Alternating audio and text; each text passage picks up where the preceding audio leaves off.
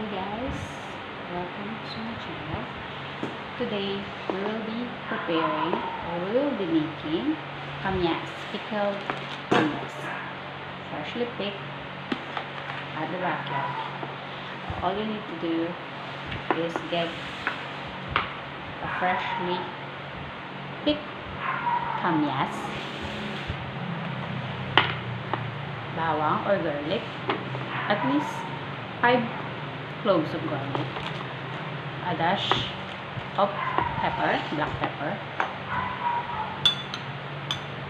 salt or asin, and then later, after we finish this mixing, you need at least 2 bottles, clean,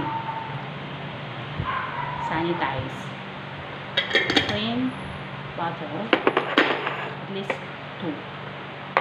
Okay, now we will be start preparing.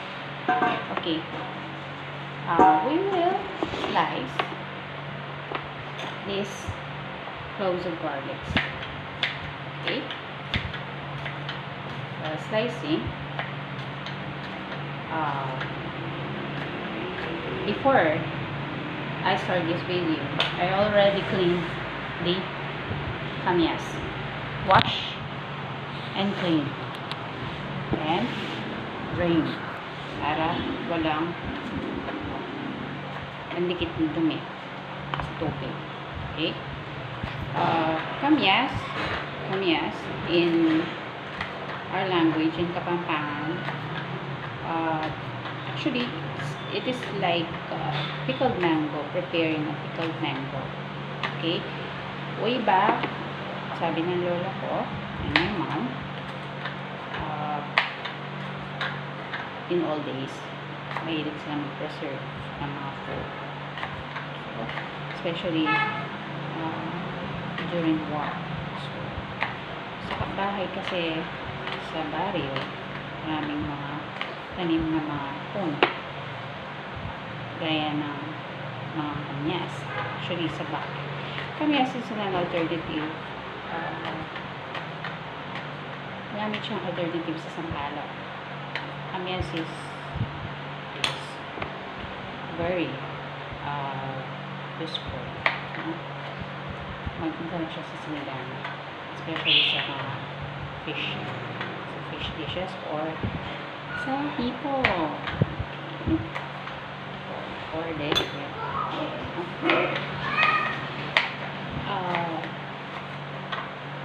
While preparing his pagano. Okay, after slicing this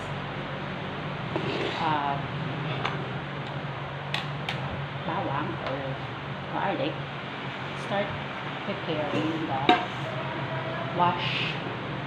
Okay, wash and clean kamyas. Then put it in the bowl.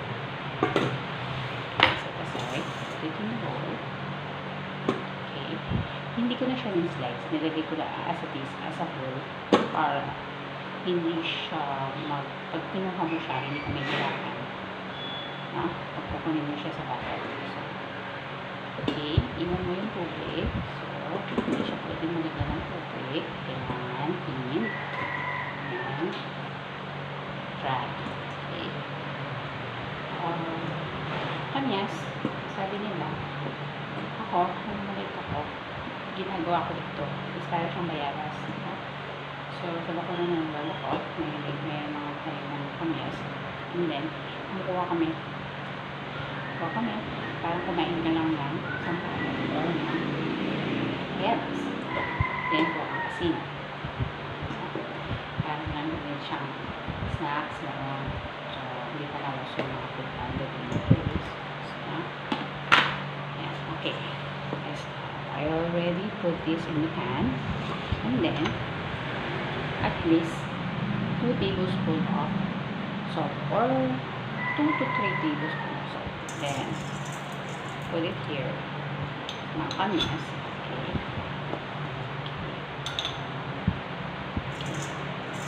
2 to 3.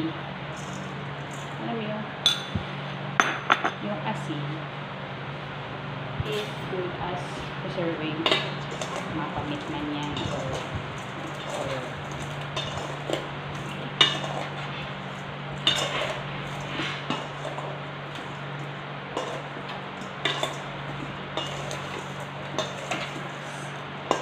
next, mapapansin nyo mag-water siya. Okay? Ayan yung parang watery. So, you don't need to add on water. Kasi mismong kamyas and the salt in combine, no? Mag-water ito. Yung mga na-slice ko na garlic kanina, put it here. Yes. Okay, parang nag-adobo. Okay. Then, okay, mix. Okay, well combined. Okay, ang bango. It's just like, ano yung mangga. Ayun. Then, powdered or black pepper. Okay. Black pepper is much better than the powdered one. Ano kung bakit? Kasi mas malasa siya. Titignan mo talaga. Tansya lang. Okay. After ng bawang, pepper, then mix. Okay. Mix. No. Okay. Okay. Maganda yung well combined. Well mixed. Para yung lasa niya. Hindi siya mag-star na sa isang part lang. Okay. And then, this container, at least 2 containers, no? Ayan, kita niyo naman, pinaglagyan ng salsa. Ito, malinis siya, no? I already sanitized this. And then, kinuskus ko siya ng tissue paper. Walang bahid na basa. Put it here. Okay? Parang gumawa ka lang ng pickled radish. Okay? Okay, ganyan, diba? Okay. Alam ito, masarap sausawan sa mga isda, sa karne, or even kahit ganyan lang siya. Masarap siya kasi healthy. Hindi lang siya masarap. Hindi lang siya healthy. Actually, it's good for those na nagda-diet. Okay, then cover. Okay, dapat yung cover niya is clean and neat and walang bahid na basa. Okay, dry. Covered. Okay. Dapat properly sealed. Okay, kasi para hindi siya malagyan ng microbial sa loob. Okay. Once kasi na pasukan na siya ng air and then papasok na yung iba-ibang contaminated air or ano naman natin, diba? Or mapasukan niya ng maanuman, mabilis siyang mabukbukin or magkaroon ng molds. So, iniiwasan natin yon. So, once na nagka-molds na siya, hindi na siya healthy kainin. Okay? And then, finish dish. First, then second. Ganyan. Bango niya. Promise. Naalala ko yung mga I know, you're watching up there. Kasi yung gusto dito sa mga hipon. Actually, yung bata, yung anak ng lalaki. Gusto niya yung hipon.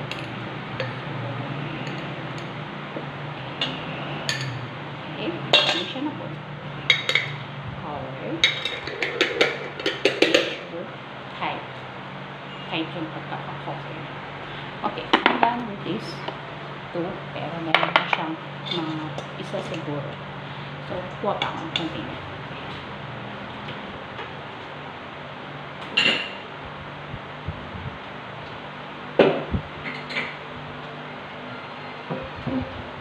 Alam nyo guys, yung mga container na, especially bottled container, so yung silang tatapon. You clean those, especially yung mga bata. Then, pwede silang paglagyan. Okay?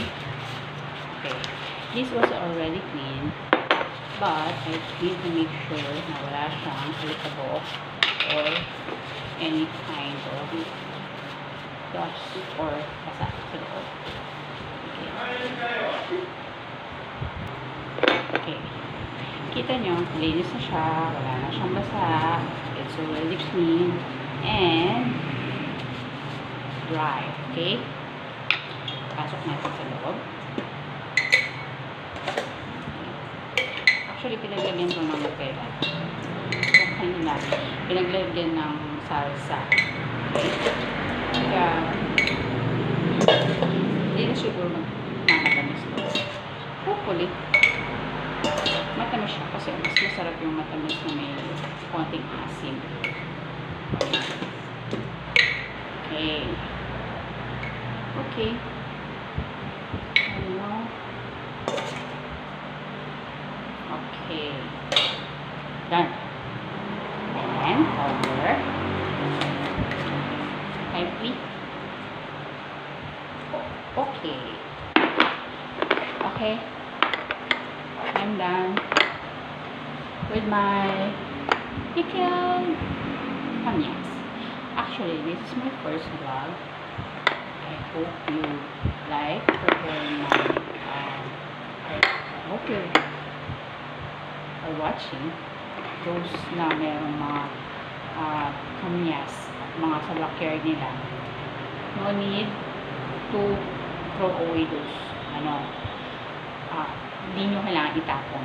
So, all you need to do is kapag nag-harvest kayo, kung gagamitin nyo silang pang sinigang and then makarami yung kinuha nyo, magaya po, gawin yung pickled so that walang masisira. Okay? Kung magsisinigang ka, pwede mo nang ihalo, diretso to. Or, kung meron kang isda, need mo sa usawan, kesa dun sa suka, mas maganda to. Okay? And kung may shrimp or mga seafoods, pwede din siya. That's it for today. I hope you like watching my YouTube channel. This is Jeanette in my kitchen. Remember, stay safe, be good, be kind, and stay healthy.